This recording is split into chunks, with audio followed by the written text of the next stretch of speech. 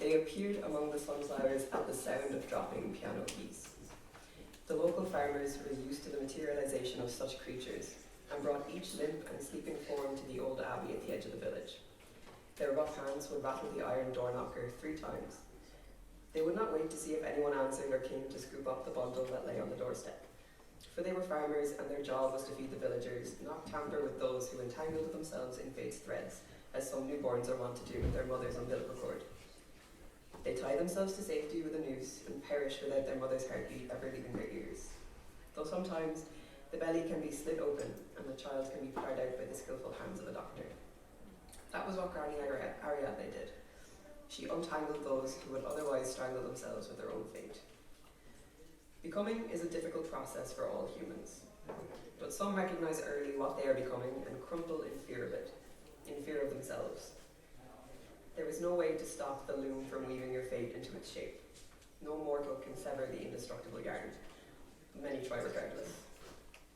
Those that fight their becoming or try to destroy themselves entirely to avoid it usually wind up on Granny Ariadne's doorstep. The world has few rules, but humans make up plenty by themselves. It is not the forests or the mountains or the seas that make people fear what they are becoming. It is other humans. Humans breed and cultivate such fear. Fear enough to welcome the noose rather than the becoming. The abbey doors creaked open. Granny Ariadne glanced at the creature at her feet and then up at the clear blue sky. It was full of light, and it stung her ancient eyes. She was ancient, though she looked young. Her plump face was gilded in sunlight for a moment before her gaze returned to her new patient. Its body was gone. All that was left of a person in this state was a silhouette, a shadow, a darkness. It was a sliver of the abyss that appears only when one is alone in their home at night and gazes down the staircase. It is the void that shifts and breathes until one's not sure whether someone is hidden in the shadows or if it truly is the darkness itself creeping closer to pierce you with its 1,000 eyes, grip you in its tendrils and swallow you down its gullet. But where the creature's form was cold, Granny Ariadne's body was warm. Her skin was as dark and smooth as a mirror gazing into the night sky. Her hair, which she kept out of her face with a silk cloth, held blooming roses, peonies, and lilies. Its tight curls flowed and bobbed and ebbed as an inky river slinks over rocks. She crouched and placed one palm against the cheek of the sleeping form. It felt like static. She noticed that they clung to the head of a sunflower. Its petals were crinkled from their grip, but still, Granny Ariadne smiled. She bundled the creature into her arms and stood. They were almost entirely engulfed by her maroon robes. The sun sighed as she stepped out of reach once more. The abbey doors closed. She took the child, for all humans were children in Granny Ariadne's eyes, with their lives as short as they were, to the warmth of the greenhouse. The abbey was no longer a religious place, but it remained a spiritual one. Most of the rooms were now bedrooms for the boarders, and there was a kitchen and dining room big enough to seat as many souls as needed. And of course, there was the library, the music room, the art room, and the greenhouse. The stained glass windows no longer depicted suffering martyrs. Instead, they showed oceans and forests, interlocking hands, glittering eyes, parting lips, kisses, embraces, the spirit. The creature slept for an age in her arms. Her breast was soft, and though she had no heartbeat, a steady thrum of something pulsed from within her. It was similar enough for the child not to notice the difference. So similar, in fact, that when the child first began to open their eyes, 2 white slits in the mess of their dark form, their mind told them they were peering at the face of their mother. Mom? Granny Ariadne's smile was soft. No, child. The creature stumbled from her lap in a flash. Who are you? Where am I? But she merely held her smile before reaching into her robes to pull out a deck of cards. She began to shuffle them. Somewhere, someone began to play the piano. People have taken to calling me Granny Ariadne. This confused the child very much. The woman before them could have barely reached her 3rd decade on Earth. They found you in the sunflower field and brought you to my abbey. Her head tilted to one side. The flowers in her hair rose on the wave. You came to die, my dear. The child remembered now. In fact, blood was all they could remember. The sadness in them that had stolen all the joy, like glass stealing heat. They looked at their hands, shadows now, where skin should be. It was difficult to bear. They cast their gaze upwards instead, at the glass mosaic of the ceiling. They saw images of bodies that looked like theirs, or what their body had once looked like when they had one. Piano keys continued to twinkle. It has been a painful journey for you thus far. You've shed your skin, and now only your spirit remains. Thankfully, that's the most important part. So I'm dead, and this is the afterlife? Granny Ariadne pulled a card from her deck. It did not have a club, or a spade, or a diamond, or a heart. It had a skull. Number 13, death. You did not really die. Maybe a version of you did, but not one you could continue to carry with you into the future. You killed a part of yourself that you were constructed to survive. Funny how we hate it and mourn it at the same time. The skull stared at the child. This death is transformative, an ending and a beginning, blurred together as one. Metamorphosis is not so clean.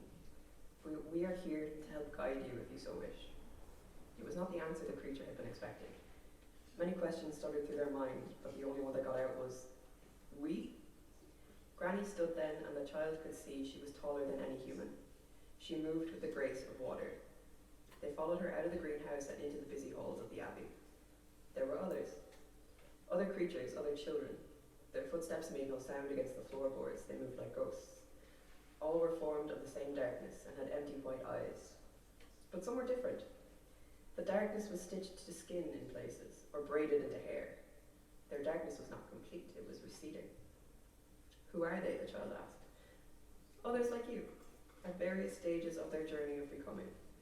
She tucked the death card away and pulled out another, 17, the start.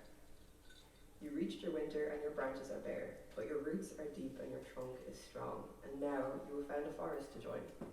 What leaves will you sprout come spring? What flowers, what fruit? Wait, so their bodies have come back. Is this because we are not truly dead? Will mine come back too?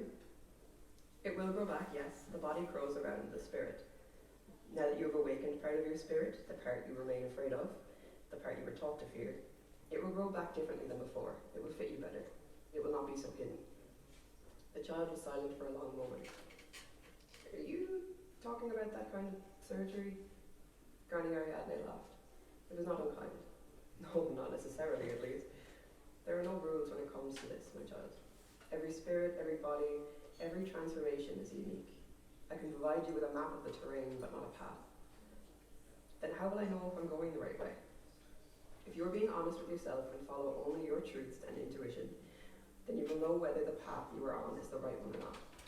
If you choose to live in fear of other people, or suppress or omit parts of yourself that you fear, she twirled number 2, the High Priestess card, in her hand. Then I will see you again one day soon. You will not last, trying to hide your soul by deforming the body that grows around it. The creature shuddered. I'm a ghost. Granny Ariadne's lip curled in amusement. That is one word for it, yes. They were not sure they could cry without a body, and yet they felt this pain of a sob becoming lodged within them. They fought not to let it out with their next words. Does that mean they were right? I am a monster. Yes, I suppose so. The creature recoiled like they had been smacked. But what do you think a monster is? I mean, they're the bad guys, right? They're evil and wrong. Do you feel evil and wrong? Yes. But you hope you're not a monster? Yes. Granny's eyes left them and turned to the sea of ghosts and half-humans. Monsters are something that both time creates and destroys. They come and go with the fears of the people who create them. Her eyes returned to the new child. All at once, the weight of her wisdom and years felt like a pressure against the creature's skin. What I mean is, you are whatever you deem yourself. That is what this place is for. But it is up to you to choose what to do with your breaths. It is up to you to decide how your new eyes will see, how your new heart will feel, how your new brain will think. Will you decide to be a monster? Will you see monsters differently? I have no answers for you. Tears like jewels slipped from the child's eyes. I'm so tired. I know. I don't think I can do this. No one does at first. Remember to be patient. It will not happen all at once. Hold out your arm. What is within reach? Start with that. One of the creatures with more flesh than shadow paused in front of them. They wiped the tears from the new child's cheeks. The act was so tender it caused more to spring. I will not ask your name. I see you do not know it yet. The half-ghost offered their hand. Do you want to come with me? There's an empty bed in my dorm. It's yours if you would like it. Granny Ariadne nodded at the creature's questioning glance. Do not be afraid. The new child's hand of prickly darkness slipped into the half-ghost hand of warm skin. They stepped into the flow of forms and disappeared from sight, though not before Granny could spot the first thread of skin begin to embroider the back of the child. A moment later, there was a knock at the abbey door.